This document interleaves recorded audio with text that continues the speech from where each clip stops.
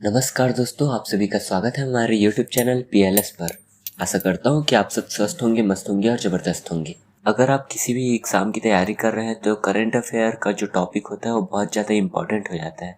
तो चलिए आज 24 अगस्त के करंट अफेयर के कुछ क्वेश्चन को देख लेते हैं। सबसे पहला क्वेश्चन ये है कि ओणम त्योहार किस राज्य में मनाया गया है। ऑप्शन दिया है केरल, असम, कर्नाटक, उत्तराखंड। तो आपका आंसर हो जाएगा ए, केरल। केरल राज्य में ओणम त्योहार मनाया गया है। तो ये वार्षिक फसल का उत्सव है जो केरल राज्य का महत्वपूर्ण उत्सव है। यह केरल राज्य का राष्ट्रीय पर्व भी है। ओणम का उत्सव सितंबर माह में राजा महाबली के स्वागत के प्रतिवर्ष आयोजित किया जाता है जो 10 दिनों तक चलता है। इसकी शुरुआत 12 अगस्त 2021 को हुई और समापन 23 अगस्त 2021 को हुआ। यहाँ पे त्योहार की बात आई है तो टॉप 5 त्योहार देख लेते हैं कहाँ कहाँ होता है। तो पोइला बोईसाख इस नाम से एक त्योहार होता है, वो कहाँ होता है? पश्चिम बंगाल में। सिंधु दर्शन महोत्सव लद्दाख में, ये सिंधु नदी के तट पर होता है। राजा परवा त्योहार उड़ीसा में होता है। और 52वें भारतीय अंतर्राष्ट्रीय फिल्म महोत्सव, इसका आयोजन कहाँ हुआ? गोवा में हुआ था। और अगर एक और पर्व देखें तो बोनालू पर्व, ये कहाँ हुआ? तेलंगाना में। तो ये कुछ महत्वपूर्ण पर्व थे। अब अगला क्वेश्चन देखें तो विश्व संस्कृत दिवस 2021 कब मनाया गया? तो यह 22 अगस्त को मनाया गया। इसका अगर डिटेल जाने तो इंडो यूरोपीय भाषा के समूह से संबंधित संस्कृत भाषा प्राचीन भारतीय भाषा है और इसे देव भाषा के रूप में भी जाना जाता है। चूंकि हम लोग जानते हैं कि वेदों की रचना इसी भाषा में की गई है। ठीक है। हर साल श्रावण मास की पूर्णिमा के दिन विश्व संस्कृत दिवस मनाया जाता है। इसे मनाने का उद्देश्य यही है कि इस भाषा को और अधिक बढ़ावा मिले। अब यहाँ जब दिवस की बात कर रहे हैं तो दिवस में हम लोग देख लेते हैं प्रत्यक्ष कार्यवाही दिवस कब मनाया गया था? तो 16 अगस्त। विश्व वरिष्ठ नागरिक दिवस, इसे 21 अगस्त को मनाया गया था। विश्व मच्छर दिवस, इसे कब मनाया गया? 20 अगस्त को। विश्व मानवतावादी दिवस, तो ये मनाया गया है 19 अगस्त को। और 12 अगस्त 2021 को विक्रम साराभाई की कौन सी जयंती मनाई गई थी? तो 102वीं जयंती। ये वाला जो क्वेश्चन है ये बहुत ज्यादा IMP हो जाता है क्योंकि विक्रम साराभाई हमारे देश में महत्वपूर्ण व्यक्तित्वों में से एक है। अब अगले क्वेश्चन की बात करें तो दिल्ली सरकार ने आदर्श नगर स्थित राजकीय बाल विद्यालय का नाम किस ओलंपिक पदक विजेता के नाम पर रखा गया है? नीरज चोपड़ा, रवि कुमार दहिया, मीराबाई चानू, बजरंग पुनिया। तो इसका आंसर आपका हो जाएगा रवि कुमार दहिया। यहाँ पर जो रवि कुमार दहिया है उनकी जो स्कूली पढ़ाई हुई थी उन्होंने इसी स्कूल से पूरी की थी।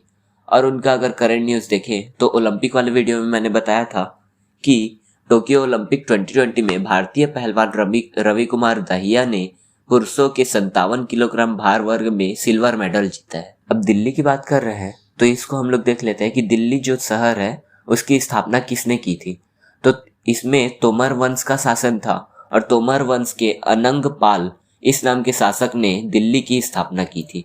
दिल्ली के बारे में हम लोग जानते हैं कि यहाँ मुगल वंश का शासन हुआ था, सुल्तान वंश का शासन हुआ था, अर्थात यहाँ ये पुरानी राजधानी थी हमारे भारत की। इसको राजधानी कब बनाया गया? तो 1911 में इसको राजधानी बनाया गया। इससे पहले कोलकाता हमारी राजधानी हुआ करती थी। अब अगर मैं दिल्ली के बारे में बात करूं तो दिल्ली का राजकीय पशु नीलगाय है। दिल्ली का राजकीय पक्षी घरेलू गौरैया, राजकीय पेड़ गुलमोहर, राजकीय फूल अल्फा अल्फा। इनके मुख्यमंत्री कौन है दिल्ली के? तो अरविंद केजरीवाल। और उपराज्यपाल कौन है? तो अनिल बैजल। यहाँ राज्यपाल नहीं होता, उपराज्यपाल होता है क्योंकि ये केंद्र शासित प्रदेश है।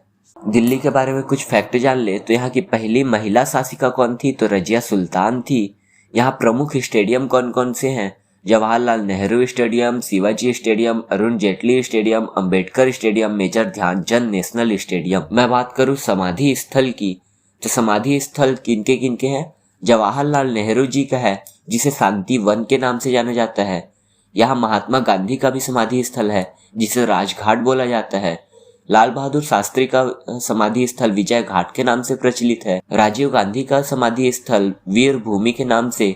चौधरी चरण सिंह का समाधि स्थल किसान घाट। जगजीवन राम का समता स्थल और ज्ञानी जैल सिंह का समाधि स्थल एकता स्थल नाम से प्रसिद्ध है।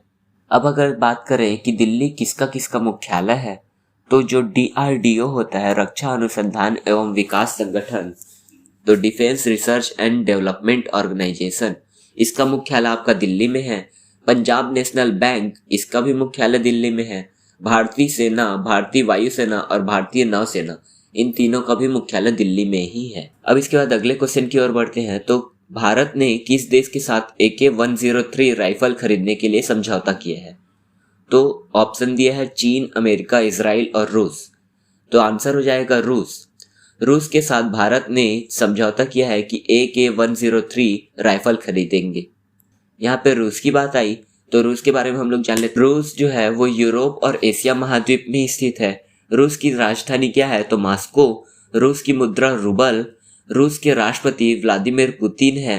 रूस के प्रधानमंत्री कौन है? Mikhail Mishustin. जो यूराल पर्वत है वो एशियाई रूस और यूरोपीय रूस को अलग अलग करता है। अगर यहाँ की संसद की बात करें तो इसके संसद को ड्यूमा कहा जाता है। जैसे कि हमारे संसद को लोकसभा और राज्यसभा कहते हैं, वैसे ही यहाँ के संसद को ड्यूमा कहा जाता है। यहाँ की सबसे लंबी नदी कौन सी है? तो लीना। और अगर सबसे लंबी पर्वत श्रृंखला की बात की जाए तो एल्ब्रूस पर्वत श्रृंखला। अब अगर हम लोग देखें तो यहाँ से हमारे संविधान में क्या क्या लिया गया है? तो मौलिक कर्तव्य और पंचवर्षीय योजना, ये दो चीजें हमारे संविधान में ली गई है। अगला क्वेश्चन अगर देखें तो किस मंत्रालय ने आजादी का अमृत महोत्सव मनाया है? गृह मंत्रालय, वित्त मंत्रालय, रक्षा मंत्रालय, केंद्रीय सूचना एवं प्रसारण मंत्रालय। तो आप जानते हैं कि अभी 15 अगस्त को 75वें स्वतंत्रता दिवस के उपलक्ष्य पे आजादी का अमृत महोत्सव मनाया गया। तो ये जो आजादी का अमृत महोत्सव है वो किस मंत्रालय के द्वारा मनाया गया? तो केंद्रीय सूचना एवं प्रसारण मंत्रालय। तो अब इसके बारे में थोड़ा डिटेल देखें तो केंद्रीय सूचना एवं प्रसारण मंत्रालय ने 23 अगस्त से 29 अगस्त तक आजादी का अमृत महोत्सव मनाने के लिए विभिन्न कार्यक्रमों का आयोजन करेगा। भारत की आजादी के 75 साल पूरा होने का जश्न मनाने के लिए केंद्र सरकार आजादी का अमृत महोत्सव मना रही है। और यही अगर देश के सूचना एवं प्रसारण मंत्री की बात की जाए तो कौन है? अनुराग सिंह ठाकुर। सूचना एवं प्रसारण मंत्रालय से एक ये करंट अफेयर जानते हैं कि इसके जो नए सचिव है वो कौन बने हैं? अपूर्व चंद्र।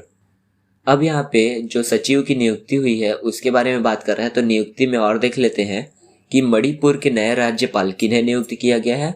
तो ला गणेशन। मणिपुर राज्य की बात करें तो मणिपुर राज्य आपका कहाँ है? 7 सिस्टर्स में से एक है। मणिपुर की राजधानी इम्फॉल है। यहाँ के मुख्यमंत्री कौन है? तो एन बीरेन सिंह। यहाँ की खासियत की बात करूँ तो यहाँ भारत का इकलौता तैरता हुआ राष्ट्रीय उद्यान स्थित है। क्या नाम है? किबुल नामजाऊ। ठीक है। अब यहाँ पे अगले फैक्ट की बात करूँ तो एक ये करंट अफेयर है कि हुनरू ग्लोबल 500 की सबसे मूल्यवान कंपनी की सूची में सबसे शीर्ष पर कौन सी रही? ये दुनिया भर के सबसे जो मूल्यवान कंपनी होती है उसकी जांच करती है और बताती है कि दुनिया में सबसे ज्यादा कमाई करने वाली कंपनी कौन सी है। तो अगर हम इस सूची के सबसे शीर्ष स्थान की बात करें तो उसमें एप्पल जो कंपनी है वो कंपनी सबसे शीर्ष स्थान पर है। अब एप्पल के बारे में अगर जाने तो ये अमेरिका की एक कंपनी है जिसकी स्थापना 1 अप्रैल 1976 को हुई थी। आज से लगभग 45 साल पहले। इसके जो फाउंडर है वो कौन है? तो स्टीव जॉब्स, जाने माने हस्ती हैं। और अगर इसका हेडक्वार्टर देखा जाए तो ये कहाँ है? क्यूपर्टिनो, कैलिफोर्निया, US में है।